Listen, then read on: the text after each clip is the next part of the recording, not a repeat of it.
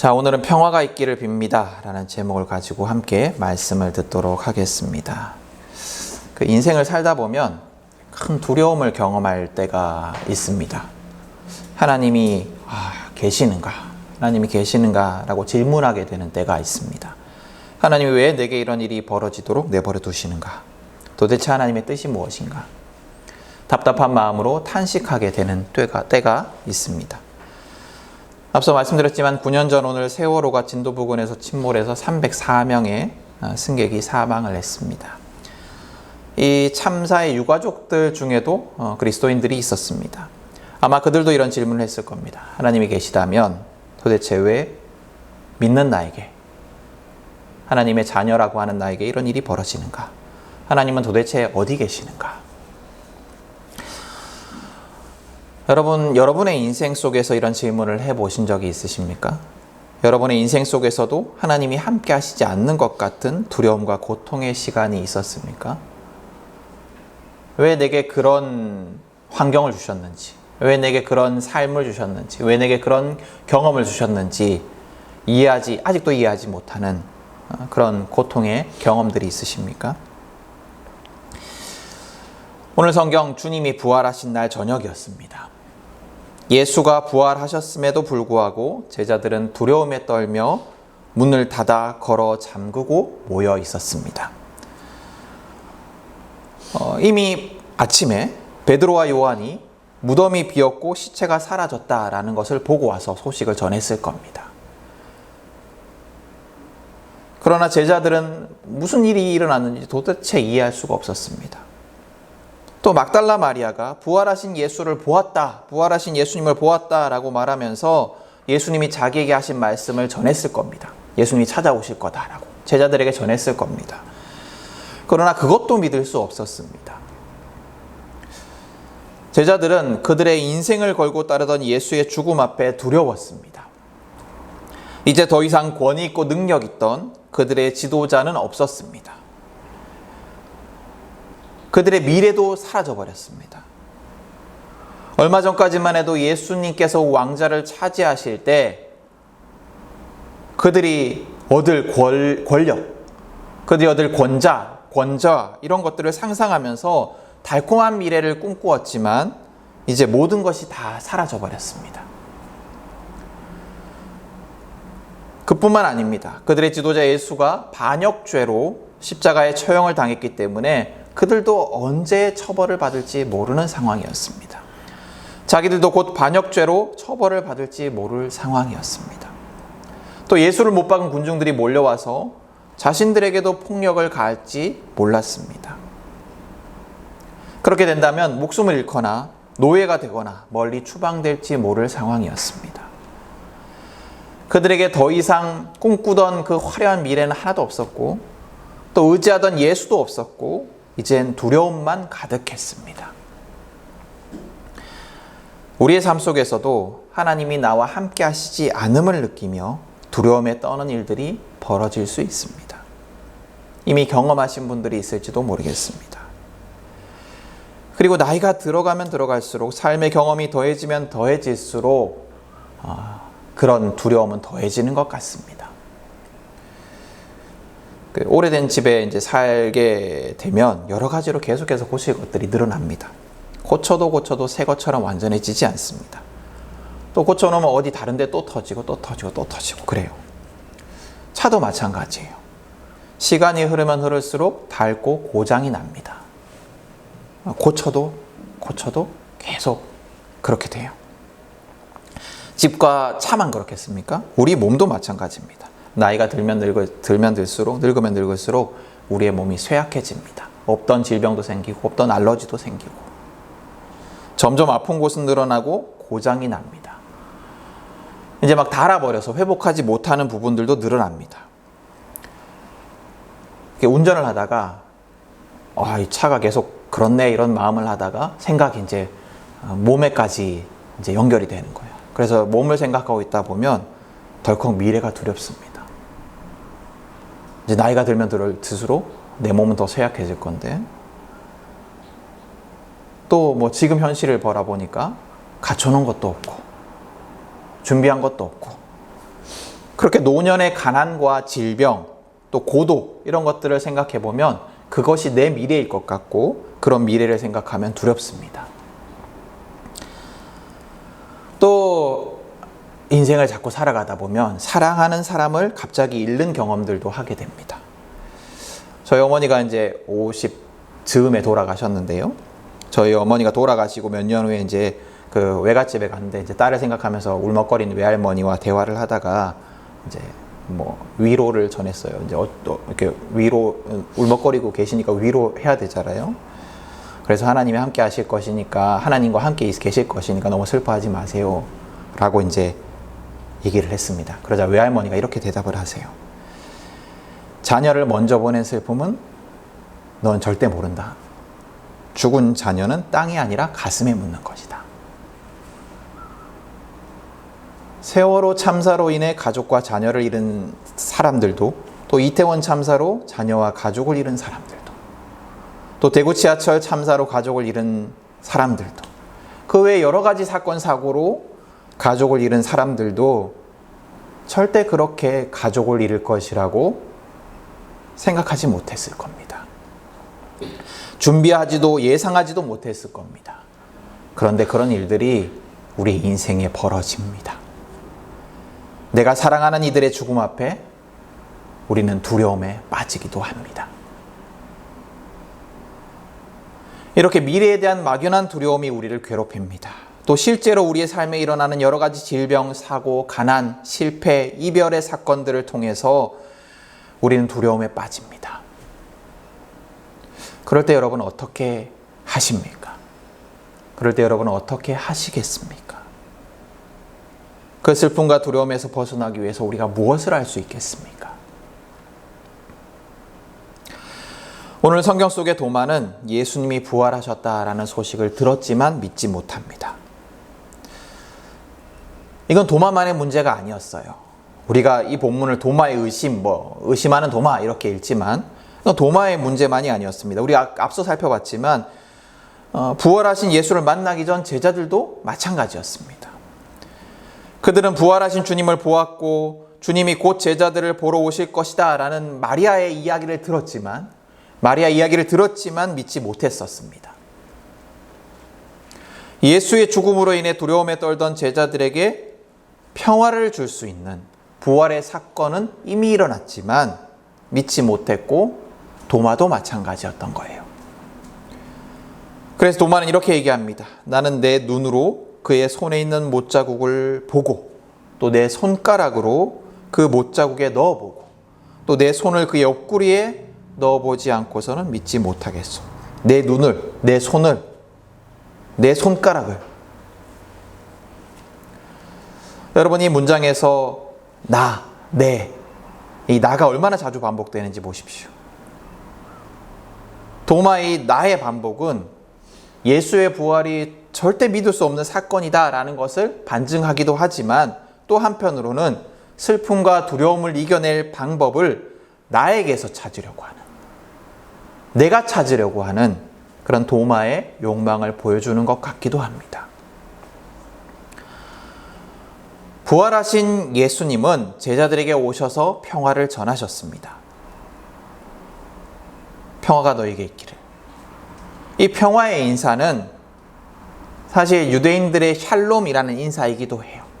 우리가 안녕하세요라고 말하는 것처럼 샬롬, 평소에 늘 만날 때마다 하는 그 샬롬이라는 그 인사이기도 합니다. 그러나 오늘 이 예수님의 인사는 샬롬이라는 일상의 인사라기보다는 두려움 속에 떨고 있는 제자들에게 이제 더 이상 두려움이 아니라 강력한 평화가 임하게 하시는 예수님의 어떤 그 특별한 행동이었습니다. 평화의 선포를 통해 그들에게 진정한 평화, 완전한 평화를 누리게 하신 사건이었던 거예요. 그런데 예수님의 부활 소식을 믿지 않고 그래서 평화를 누리지 못하는 도마의 모습은 두려움을 예수님이 아니라 나의 능력으로, 예수님이 아니라 내 판단과 내 의지로 해결할 수 있다라고 믿는, 해결하기를 원하는 우리의 모습을 떠올리게 합니다. 삶은 두려움과 고통의 연속입니다. 우리는 미래에 대한 두려움 때문에 끊임없이 돈을 모으고 정신없이 인생을 살아갑니다. 막연한 두려움 때문에 얼마가 필요한지 알 수도 없는 돈을 끊임없이 더 모으려고 하고, 얼마나 더 모아야 만족할지 모를 그 돈을 계속해서 모으려고 하고, 또 그렇게 계속해서 벌고 모으면서도 여전히 두려움에 떨며 살아갑니다. 노년의 삶이 두렵고, 또 내 자녀의 미래를 제대로 준비해주지 못할까 두렵고, 또 아플까봐 두렵고, 가난해질까봐 두렵고, 미래의 안정된 삶을 위해서 준비한 것이 아무것도 없는 것 같아서 두렵습니다. 그래서 끊임없이 전전긍긍하면서 돈을 어떻게든 불려보려고 애쓰고, 또 노력하지만 내 마음처럼 되지가 않습니다. 우리 얼마 전에 집값이 천정부지로 뛰어올라서 벼락거지가 되고 나니까 또 계속 올랐죠. 계속 올랐죠. 그래서 진짜 계속 벼락거지가 될 것 같아서 막 집을 샀습니다. 그죠? 집을 사는 사람도 많았어요. 근데 집을 사고 나니까 이자는 오르고 다시 집값은 내려, 막 걱정해요. 또 이런 사람도 있었어요. 집값이 마구 올라서 빚내서 집을 사지 못한 걸 막 후회했거든요. 이제 내가 벼락거지가 됐구나. 남들은 다 부자가 됐는데 난 아무것도 없구나. 그랬는데 갑자기 집값이 내려서 막 안심을 했어요. 내가 잘했네. 근데 또 내리고 나니까 이제는 집을 사야 하나? 또 걱정하고 근심합니다. 만약에 집을 샀는데 더 내리면 어떡하지? 이자가 이렇게 높은데, 이율이 이렇게 높은데 이자 감당하다가 허덕이며 행복하지 못한 삶을 살아가면 어떡하지? 또 걱정해요. 남들 다 주식 사서 돈을 번다고 하고 주식 안 하면 바보라고 해서 나도 주식으로 돈 좀 벌어볼까? 주식을 샀더니 내가 사자마자 막 떨어집니다. 손해가 커서 막 속쓰려하고 있는데, 또 최근에 보니까 갑자기 어떤 회사 주식이 막 500% 올랐다고, 그래서 부자 됐다고 하는 소식을 듣고 있으니까 견딜 수가 없는 거예요. 그래서 손해본 그 주식을 또 팔아서 그 회사 주식을 삽니다. 그런데 그렇게 오르던 주식이 또 갑자기 떨어지고, 내가 판 주식은 또 다시 올라가요. 이런 일들이 막 벌어져요. 네? 두려움을 해결하기 위해서 끊임없이 내가 내 판단과 내 지혜와 내 능력을 의지하면서 내가 할 수 있는 최선을 다해서 노력해 보지만, 이렇게 인생은 내 마음대로 되지 않고 평화는 누리지 못해요. 오늘 성경은 그렇게 두려움 속에서 끊임없이 평화를 얻기 위해 나를 의지하는 우리에게 진정한 평화는 어디에서 찾을 수 있는지를 알려주고 있습니다.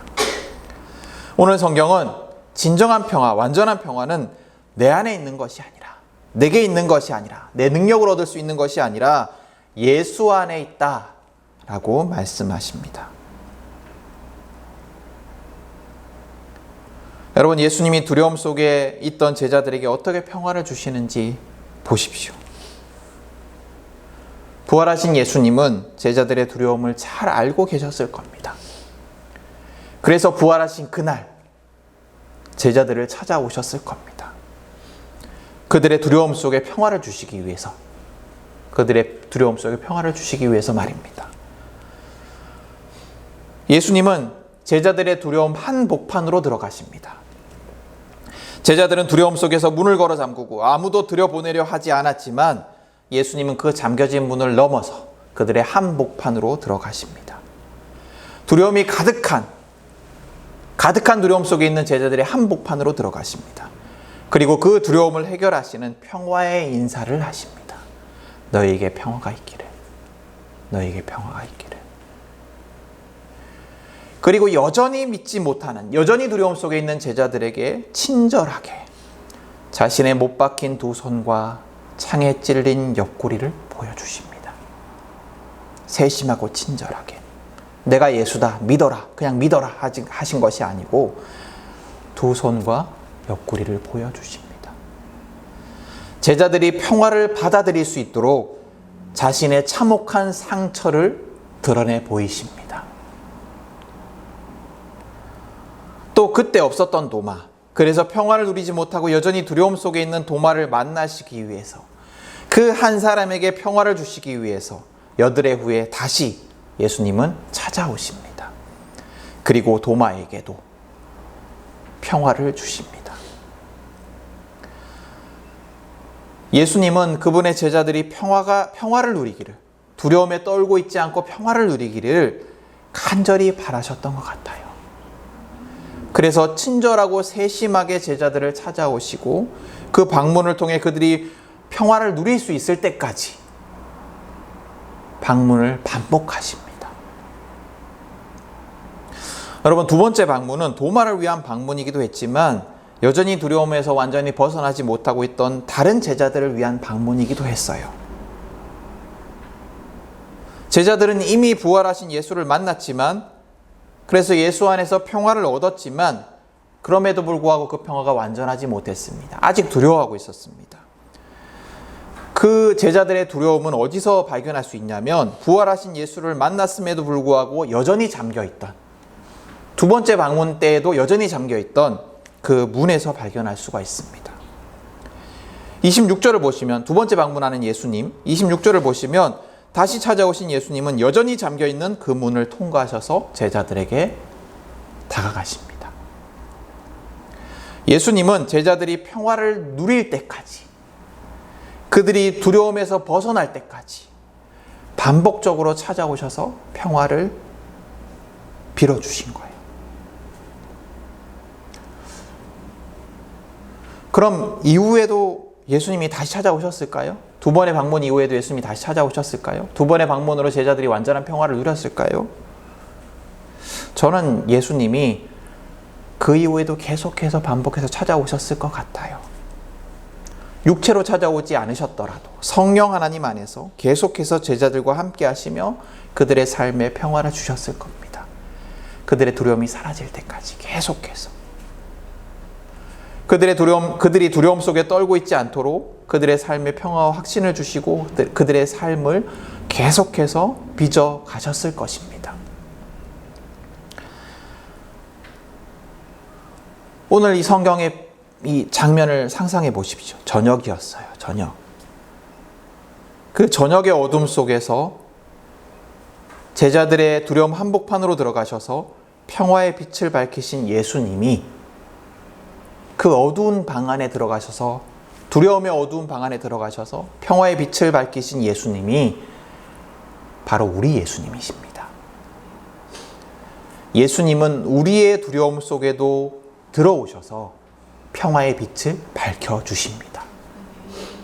우리의 두려움을 해결하시고 진짜 평화, 진정한 평화를 누리게 하십니다. 여러분, 여러분에게도 두려움이 있으시죠? 미래에 대한 두려움, 자녀의 안전과 행복에 대한 두려움, 가난에 대한 두려움, 행복하지 못할 것 같은 두려움, 그런 두려움이 여러분들에게 있으십니까? 그리고 그 두려움을 내가 내 능력으로 해결해 보려고 전전긍긍하며 정신없이 살아가고 있지 않으십니까? 여러분, 평화는 나에게 있지 않습니다. 평화는 내 능력으로 얻을 수 있는 것이 아닙니다. 진정한 평화는 다른 곳에 있지 않습니다. 두려움을 물리칠 평화, 진정하고 영원한 평화, 진정한 그리고 영원한 평화는 부활하신 예수님 안에 있습니다. 여러분, 두려움 속에서, 걱정 속에서 다른 것들 바라보지 말고 부활하신 예수, 우리를 찾아오신 예수, 지금도 성령 안에서 우리를 찾아오시고 우리와 함께 하시는 예수를 바라보십시오. 두려움 속에 떨고 있던 제자들을 세심하고 친절한 손길로 찾아오시고 그들의 두려움을 해결해 주신 예수님께서 우리의 두려움도 그렇게 해결해 주실 것입니다. 세심하고 친절하게, 그리고 끊임없이 반복적으로 예수님은 우리를 찾아오셔서 우리의 두려움을 제거하시고 평화를 누리게 해 주실 것입니다. 여러분, 예수님을 바라보십시오. 예수님을 찾으십시오. 그리고 예수 안에 있는 평화를 누리십시오. 진정한 평화는 예수님께 있음을 기억하십시오. 우리의 두려움은 예수 안에 있을 때, 예수님만을 의지할 때 사라질 수 있습니다. 저와 여러분이 두려움에 시달리며 문을 걸어 잠그고 살아가는 자들이 아니라 진정한 평화, 누구도 무엇도 해칠 수 없는 평화, 완전한 평화를 누릴 수 있기를 간절히 소망합니다. 우리가 어떤 상황에도 불구하고, 우리를 둘러싼 상황이 어떤 것임에도 불구하고 예수 안에 있기에 평화를 누릴 수 있었으면 좋겠습니다. 정말로 그랬으면 좋겠습니다. 우리가 어떤 걱정거리를 가지고 살아가든, 우리를 두렵게 하는 것이 얼마나 큰 것이든 간에 우리가 예수 안에 있기 때문에 평화를 누렸으면 좋겠습니다. 그런 우리가 되기를 간절히 소망하고 축복합니다. 저는 오늘 말씀 속 제자들의 모습을 보면서도 생각나는 사람들이 있었습니다. 농공 필리핀 교회 성도들이었어요.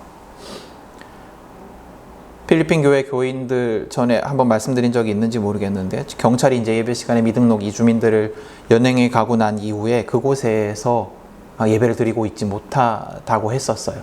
지금은 드리는지 모르겠지만, 그러니까 경찰이 또 들이닥칠지 모르는 두려움 속에서 마치 제자들처럼 그들에게 예수님의 평화가 간절히 필요한 것 같았어요. 제가 말씀을 묵상하면서. 예수님이 제자들을 찾아오셔서 평화의 인사를 전하시고 하신 일들이 있습니다. 한번 살펴보시면 예수님은 우선 이렇게 말씀하세요. 너에게 평화가 있기를 빈다.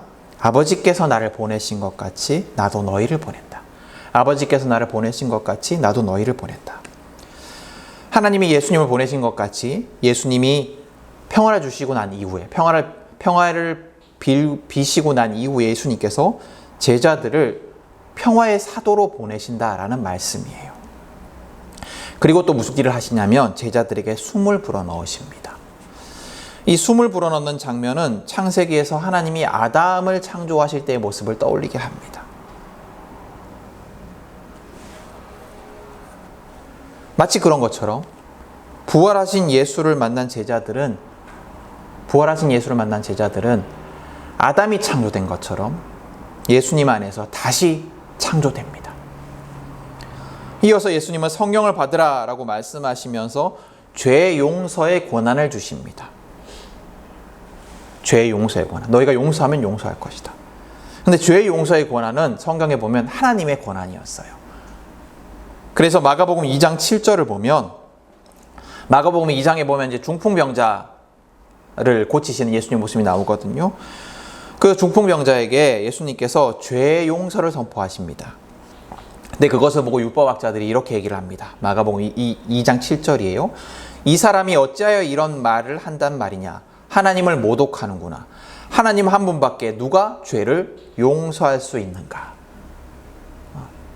죄 용서는 하나님만이 하실 수 있는 권한의 일이었습니다. 근데 죄 용서의 권한을 주시는 오늘 본문의 예수님의 말씀은 예수님이 하나님의 아들이시기에 죄 용서를 선포하실 수 있었잖아요.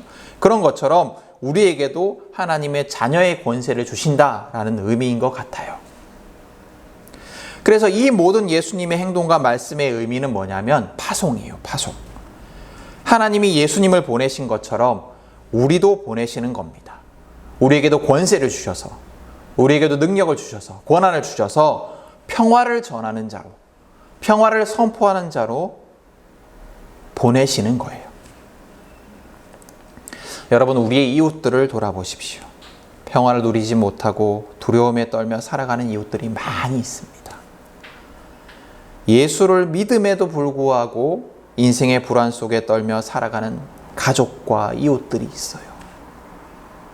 또 예수를 알지 못해서 두려움 속에 살아가고 있는 이웃들, 친구들, 병든 자들, 또 깊은 상처 속에 살아가는 자들, 세월호 참사와 같은 사회적 참사 속에서 가족을 잃고 그 고통 속에 살아가는 자들,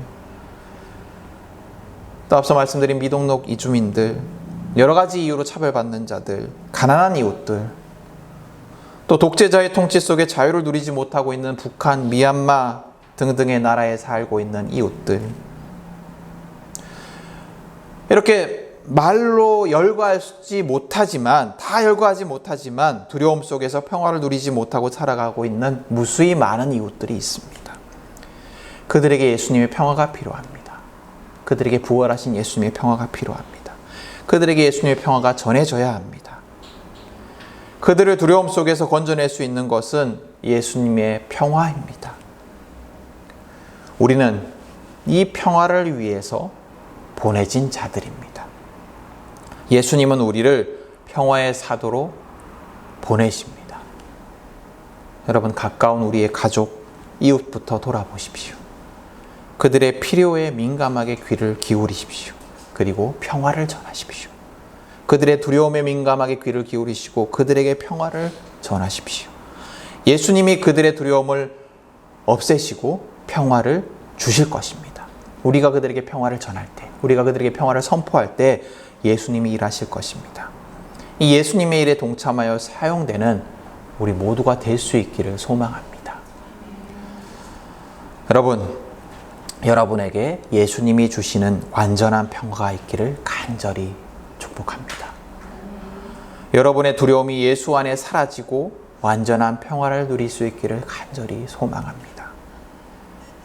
그리고 그 평화를 누리는 우리를 통해서, 평화 안에 있는 우리를 통해서 평화가 필요한 이웃들에게 주님의 평화가 전해지기를 또한 소망합니다. 우리가 예수님이 보내신 대로 평화의 사도가 될 수 있기를 간절히 소망합니다. 여러분, 오늘 말씀을 기억하십시오. 여러분을 두렵게 하는 것이 무엇입니까? 여러분을 두렵게 하는 것이 무엇입니까? 여러분을 걱정하고 근심하게 하는 것이 무엇입니까? 두려워하지 마십시오. 죽음을 이기시고 부활하신 주님의 평화가 지금부터 영원히 여러분과 함께 하실 것입니다.